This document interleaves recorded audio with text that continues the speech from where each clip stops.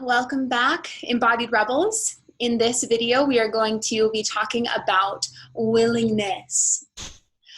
What it is, how it is the solution and the path to healing, and also why willingness is so counterintuitive to most of us.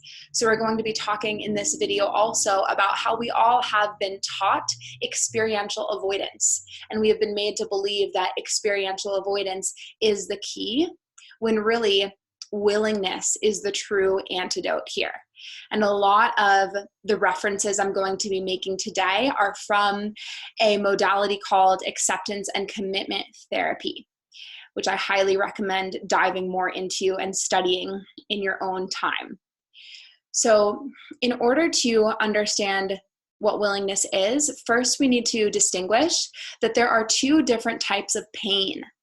Most of us have only ever been taught about one type of pain. And the type of pain that most of us have been taught about is the pain of presence. So the pain of presence is the actual in the moment intensity and discomfort. So for example, when we're feeling anxiety, the pain of presence is how that anxiety is actually arising in our bodies. So for me, anxiety feels like a tightness around my throat. I feel like my throat is kind of closing up. It feels like a clamping in my heart. And it often feels like this really cold sensation in my stomach. Like there's these cold butterflies happening in my stomach. And then also my heart typically is beating faster and my palms are sweating. Right? So this is the pain of presence. This is how what we think of as anxiety shows up in our body and minds. Right? So also when I have anxiety, I'm typically having thoughts about there's something wrong. I'm bad, I'm wrong, or somebody else is bad or wrong. Right? So there's these thoughts and judgments that are happening in my mind and this discomfort that's happening in my body. So that is the pain of presence. Also, the pain of presence applies to what we actually feel in our bodies when we're mourning loss, when we're feeling grief, when we are sitting with the sadness of feeling rejected or abandoned. Okay, so all of this falls into the domain of the pain of presence. So that's the pain that we all are used to talking about. However, there's this whole other type of pain, pain number 2, that most of us have never really talked about or learned about. Pain number 2 is the pain of absence. And the pain of absence is what we miss out on when we are trying to avoid the pain of presence.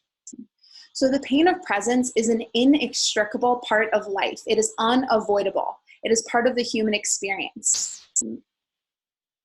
Feelings of loss and feelings of joy are like two sides of the same coin, or it's like a magnet. Right? So no matter how thinly you slice a magnet, there will always be the two polarities. It's an inextricable part of being a magnet that there's a north node and a south node.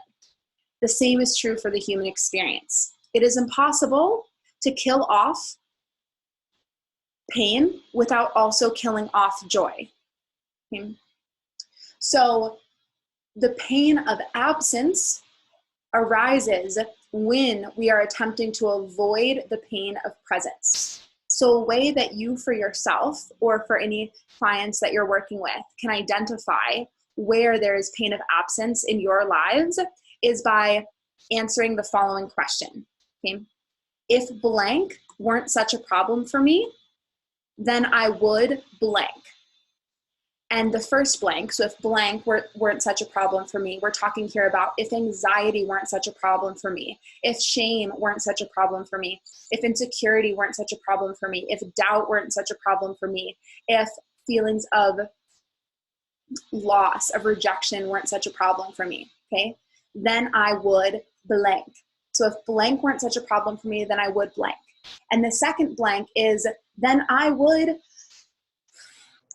really go after my dreams. I would take risks. I would allow my voice to be heard. I would allow myself to be seen. I would ask out the person who I have a crush on. I would take a pottery class. I would take a dance class. I would call my dad and tell him the way that I've been feeling.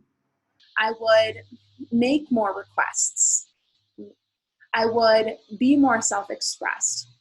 I would set more boundaries. I would stand up for myself, right? So all of this, really thinking about in all areas of life, what would you do if anxiety, insecurity, shame, judgment, fear were not a problem for you? What would you do? How would you live?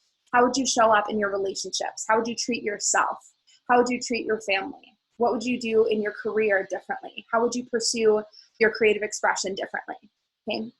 So that second blank, right? So if blank weren't such a problem for me, then I would blank. That second blank is your pain of absence. So that is everything that you miss out on, who you miss out on getting to be, the experience of yourself that you miss out on when you are avoiding the pain of presence, when you're avoiding having to sit with the discomfort of shame, of insecurity, of loss, of anxiety, of sadness, etc. Okay.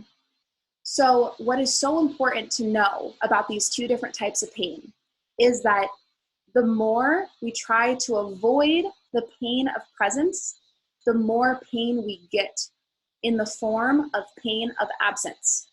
I'll say that again. The more we try to avoid the pain of presence, the more pain we get, particularly in the form of pain of absence. So that means the more averse we are to feeling certain emotions, the more resistant we are to feeling rejection, feeling sadness, feeling disappointment, the more we miss out on really getting to live the lives that we want to live and be the people who we really most want to be. So the more we try to avoid the pain of presence, the more pain we get in the form of pain of absence. However, maybe you're already realizing this is very counterintuitive because this is not what most of us have been taught. Most of us have been raised to believe that there are good emotions that are okay to feel, and there are bad emotions that are not okay to feel. And we are supposed to live our lives in avoidance of feeling those bad emotions. So most of us have been taught to just stuff it down, just swallow it, just get over it, just deal with it, right? Or we've been taught to avoid it by drinking alcohol, right? Just take a tequila shot. You'll feel better. Or doing drugs, or going shopping, or eating, or not eating, or watching Netflix, or being humorous and making a joke of it to avoid having to really feel the full weight of it, right? Or overworking or over-exercising. We run from ourselves like crazy. Running from ourselves is an addiction of our society. And being raised in this society, we have never been trained how to actually sit with pain. So of course we're going to spend our lives in the avoidance of it. And in our trying to avoid the pain of presence, we end up with so much more pain in the form of pain of absence. We end up with so much more regret. We end up with the pain of having to suppress ourselves and make ourselves small because we're not willing to expand and open to the fullness of life and all that it entails. Pain and joy, sadness and happiness. Right? So most of us have been made to believe that the solution is to just run from the pain.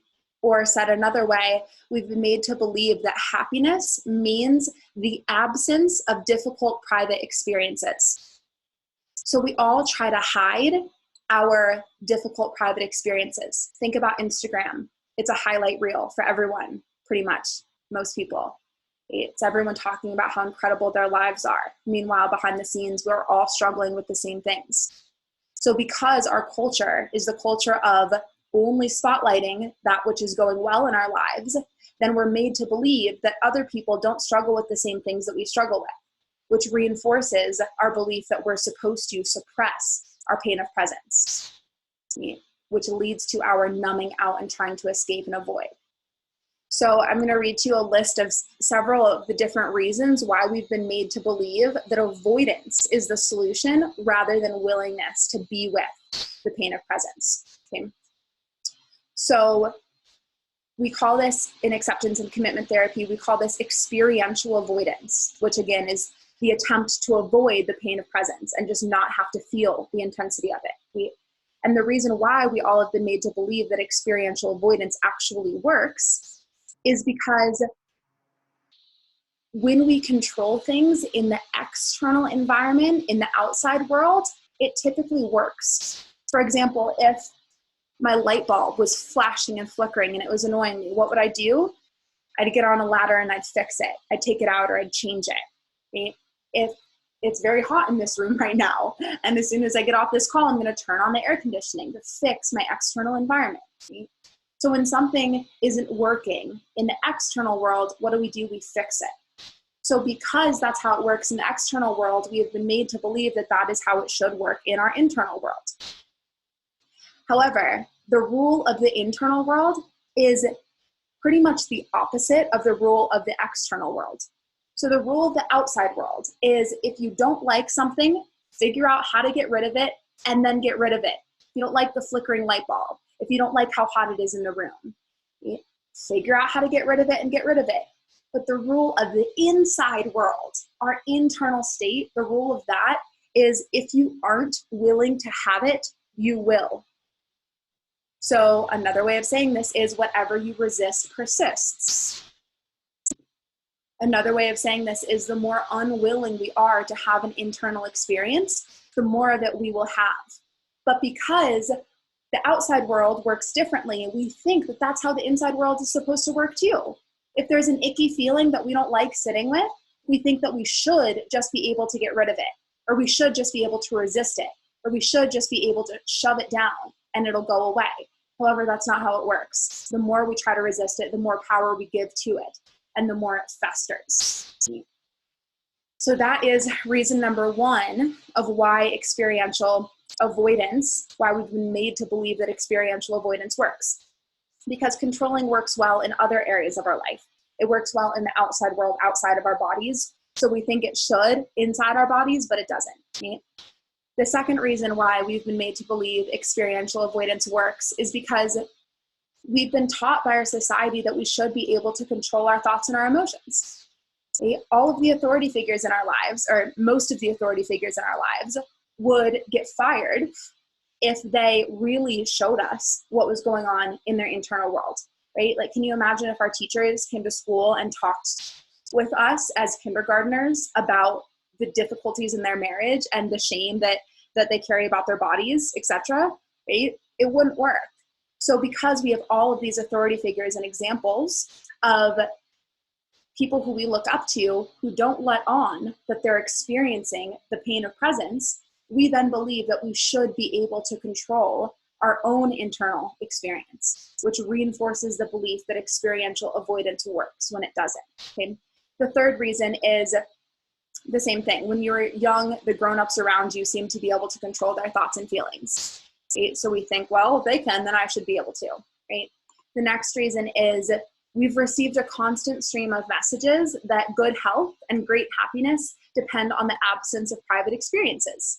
So capitalism, this is how capitalism works. It works by convincing us that if we have the pain of presence, we should be able to just get rid of it. Capitalism would not profit off of the idea that the best thing to do is to sit with the pain of presence and be with ourselves and feel through it, feel it to heal it. Capitalism would not thrive off of that mentality. Capitalism thrives off of the mentality that when we have difficult experiences, we should just be able to buy a product that gets rid of them.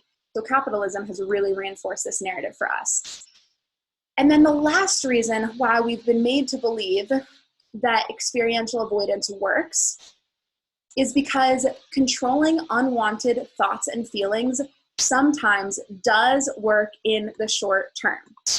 So for example, if I'm feeling ashamed of myself, and then I decide, you know what, I'm going to go achieve something to compensate for this feeling of shame within myself. When I go achieve that thing and I have people clapping for me or cheering for me or telling me what a great job that I did, in the short term, that's going to make me feel better. But if I haven't really addressed the underlying feelings of unworthiness, then that accomplishment is just going to be like an Advil that I've popped to distract me from the pain of my own insecurities and feelings of shame. So they're gonna come back. And when they come back, they might even be worse than before the accomplishment. Right? So all of the coping strategies that we all have invented and turned to try to avoid having to really feel, they all really only work in the short term. Right? So again, all the examples I gave before. Drinking, doing drugs, partying, watching Netflix, binging on food, avoiding social encounters, right? All of these things are temporary, short-term fixes that in the long term probably actually make the pain worse because we haven't dealt with it. But in the short term, it gives us the illusion that it worked, that our quick fix worked. And the analogy that I like to give here is that imagine if you had a big cut here, like you're really sliced, got a big slice, and it hurts really badly, and you don't want to have to be with the pain of it. What might you do? You might pop a big pain pill. Right? And then the pain of this wound is going to go away temporarily.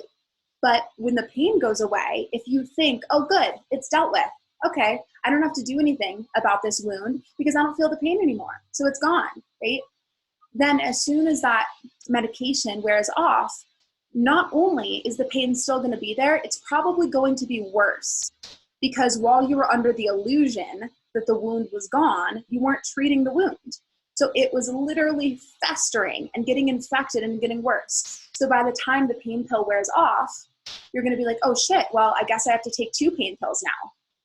And then eventually, as this cycle continues, if you're not actually dealing with the wound itself, it's going to get to a point where in order for you to take the amount of pain pills you would need to take to get rid of this pain, that amount of pain pills would kill you.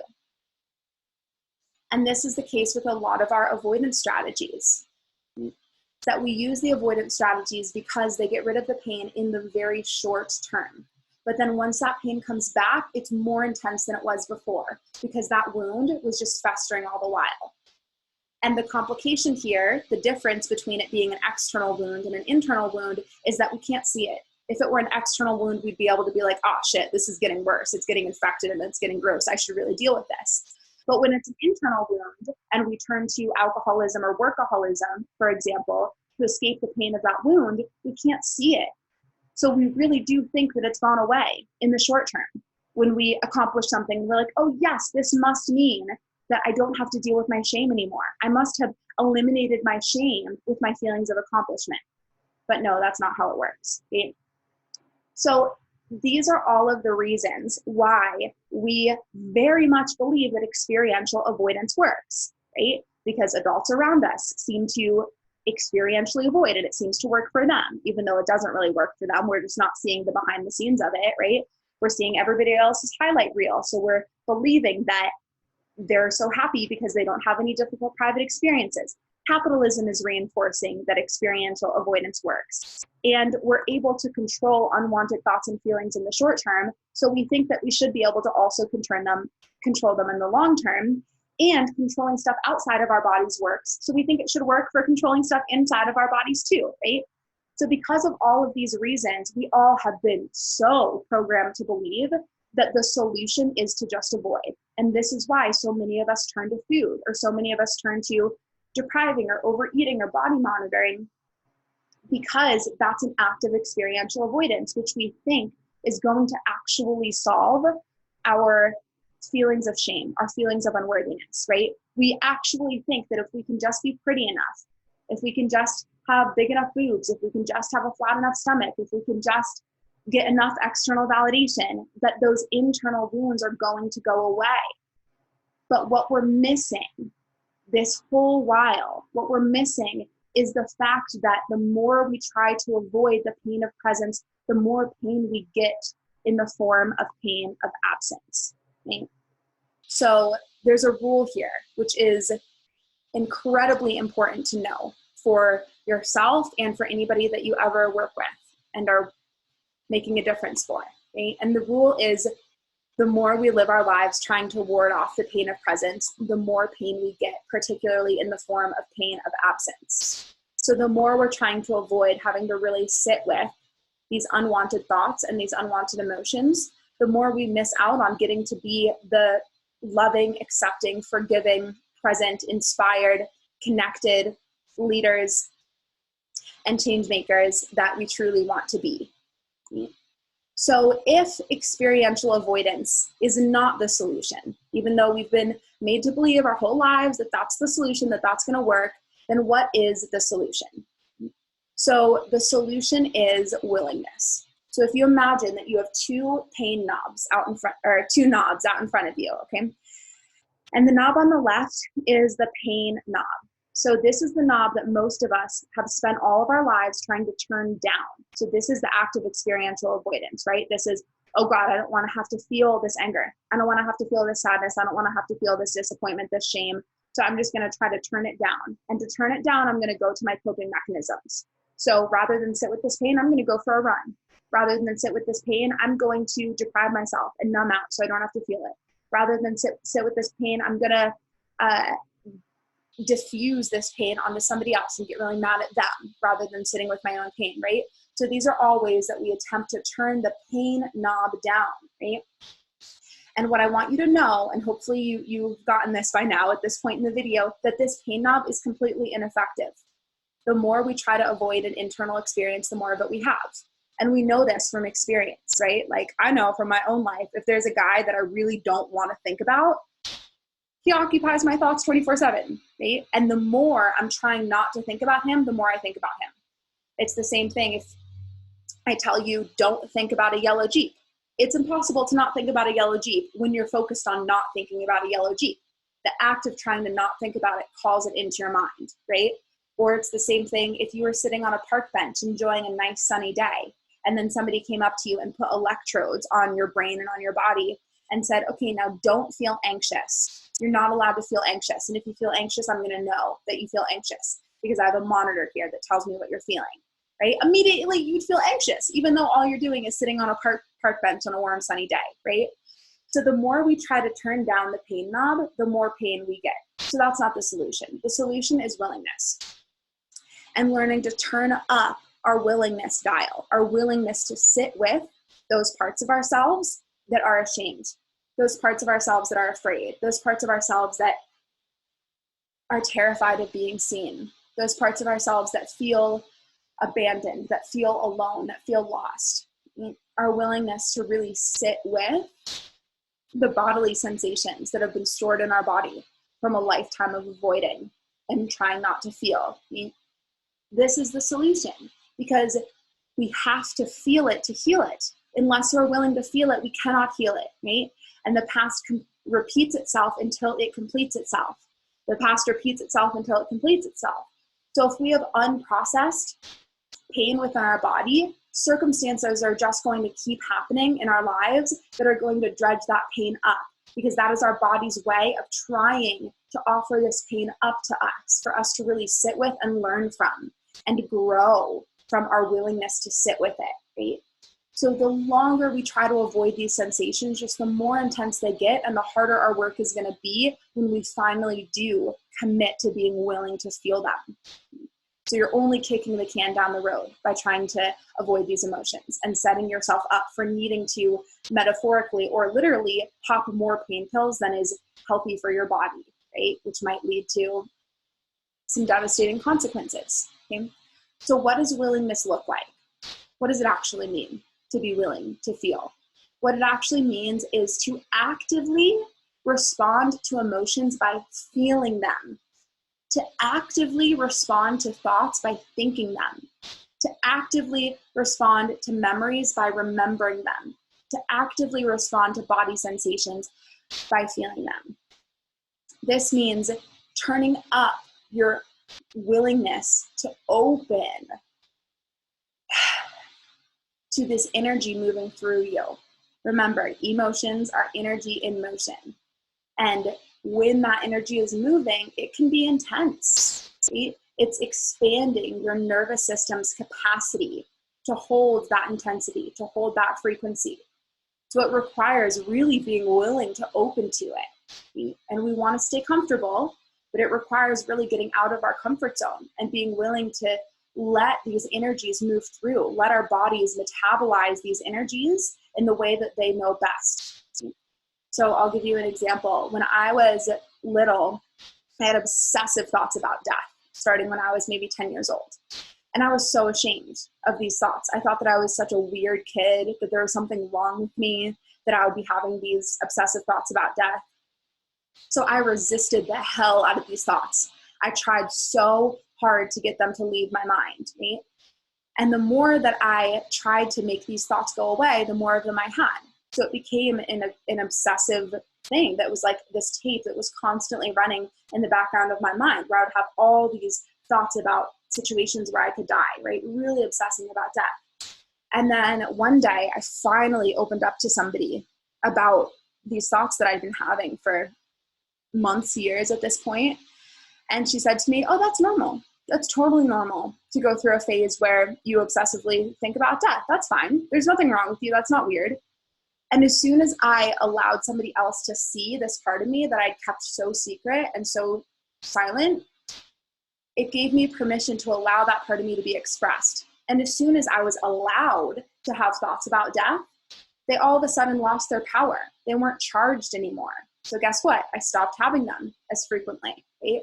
And slowly over time, the thoughts just went away completely. So through my turning up my willingness to be with those thoughts and allow them and see them for what they are, and stop trying to force them out, stop trying to fix them or resist them, through my process of increasing my willingness, the thoughts actually left and they went away, right? So the same is true for emotions. If there's a part of you that you feel really guilty or ashamed of, it's our natural inclination, because of our societal programming, to want to just shove that part of ourselves deep down into the dark shadowlands and recesses of our being. Just like shove it down where nobody can see and hide it real well, right? That's what we've been taught to do. When really, the more we try to hide those parts of ourselves that feel really ashamed or guilty, the more power they have over us, and the more they end up really manipulating and controlling our lives. So the counterintuitive solution is to really be willing to be with the feelings that that part of yourself feels, really being willing to let it up, let it be seen, which is a messy process. It's not easy. Like, this work of willingness is really, really, really challenging work. I mean, it's the hardest work that I've ever done in my life, to be willing to be with the parts of myself that carry disgust, the parts of myself that carry shame, the parts of myself that carry embarrassment, the parts of myself that carry sadness, anger, all of that. It's intense to be with those emotions. And for me, it sometimes even feels like sickness when I notice that there's a part of me that I've been unwilling to be with, and I really tune into that part and I allow it up and I feel myself increasing my willingness to be with it. Sometimes for me, it feels like nausea. Because if you imagine these parts of ourselves that we've been unwilling to be with, we've stuffed them into this tight, dark place for so long, and we've been so mean to these parts of ourselves because we think experiential avoidance works. So we think, well, if I just am mean enough to this part of myself, then it's going to die. It's going to go away. Right? So, but when you think about that part of yourself is life force energy, it's sentient. So what would any sentient being feel if it was stuffed into a tiny little box in the darkness and yelled at its whole life, right? It's going to feel awful. So when we open that box and we bring that part of ourselves, we bring that emotion, we bring that memory, we bring that thought process back into the light of our awareness, it's really intense to feel that integrating back into the whole, right? So there's a balance here. We don't want to just, if you've been living at a level 3 on a scale from 1 to 10 of willingness, if you've been like at a level 3 of really feeling your shame, feeling your sadness, feeling your anger, you can't just crank it all the way up to 10. Because remember, your nervous system is like an electric circuit. If there's too much amperage flowing through the electric circuit, you're going to blow the fuse. You're going to break the circuit. You know what I mean? Right? It's going to be too much. So what we want to do is start turning it up one notch at a time. Start being increasingly willing to feel these emotions. Right? But we want to titrate the release of these traumatic experiences. We don't want to release them all at once because that can be re-traumatizing to our being, because we're going to blow a fuse. Okay? What we want to do is start slowly turning up our willingness, slowly opening to these emotions, slowly allowing them up, and slowly creating a safe place within ourselves to be willing to feel them. Okay?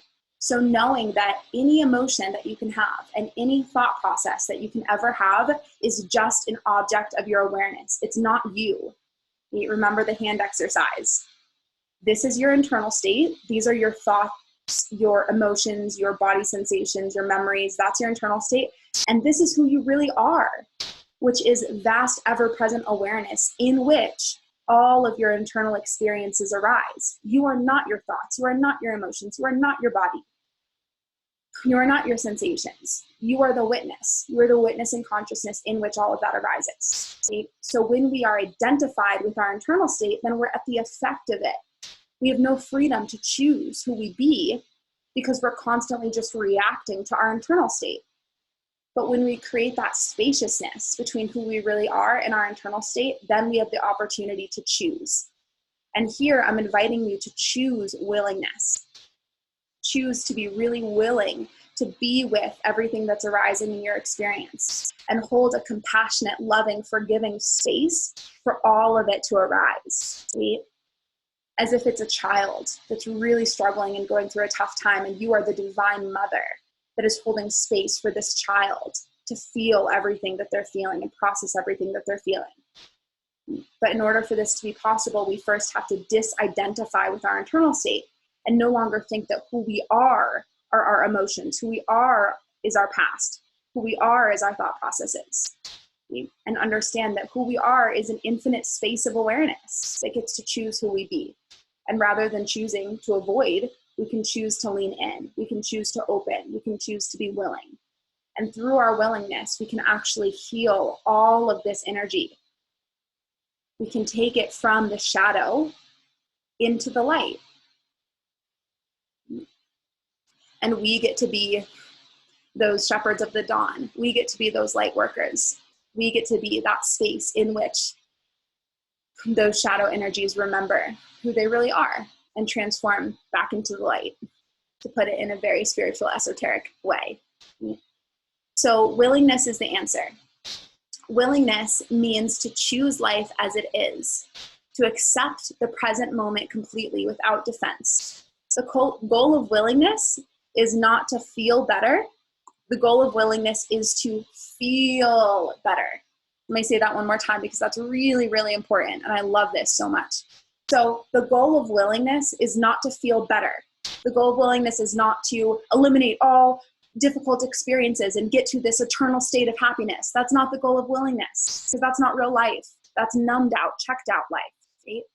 The goal of willingness is to learn to feel better, to learn to actively respond to our feelings by really feeling them and by holding space for them and by holding space for these energies within ourselves that we've severed from the wholeness of our being. Right? So the goal of willingness is not to feel better. The goal of willingness is to learn to feel better and to open to all of life. And remember, the extent to which we open to feeling grief, we open to feeling loss, we open to feeling sadness, we open to feeling rejection, is the extent to which we get to feel love. We get to feel connection. We get to feel belonging. We get to feel inspiration. Because life force energy comes through one channel. And if we're blocking that channel because we don't want sadness to come through, guess what? We're also blocking inspiration. We're also blocking love. We're also blocking true, real feelings of belonging. Right?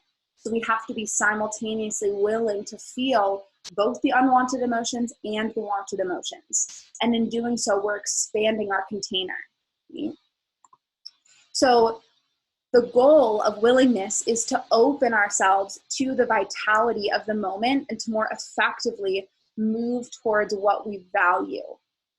It means noticing that we are large enough to contain all of our experiences, just as the sky can contain any cloud and the ocean can contain any wave. Willingness means adopting a gentle, loving posture towards ourselves, towards our history, and towards our programming, so that it becomes more likely for us to be simply aware of our own experiences, much as we would hold a fragile object in our hand and contemplate it closely, right? So, oh, wow, look at this. Oh, goodness, sadness. Oh, what is this? Oh, let me get curious about it. Sadness, what do you feel like in my body? Sadness, what body sensations do you come with? What thoughts do you come with?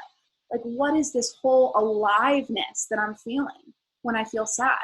Right? It's not good, it's not bad, it's not right, and it's not wrong. It's just aliveness. So getting really curious about it and contemplating each of these different emotional states and spaces that we move through without being averse to them and without being attached to them. So no longer being attached to needing to feel happy and no longer being averse to feeling sad.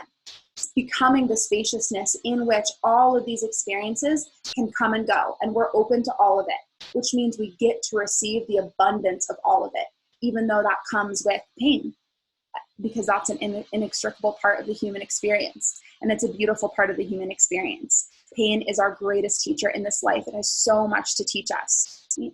So what we're working on here is really transforming our relationship to all internal experiences. So we're giving up this futile quest to try to get rid of judgment, to try to get rid of sadness, to try to get rid of shame, to try to get rid of anxiety.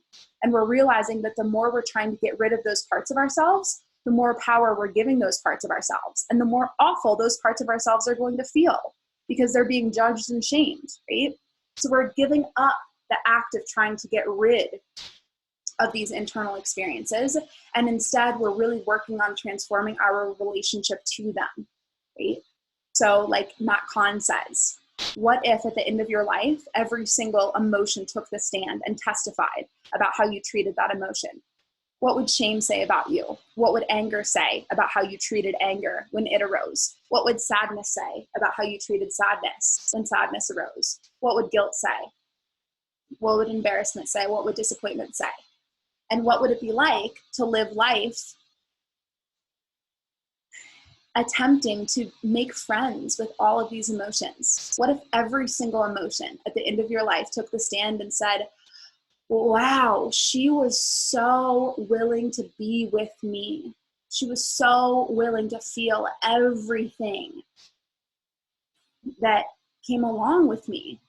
She was so willing to hold space for me in my anger, in my guilt, in my sadness, in my anxiety.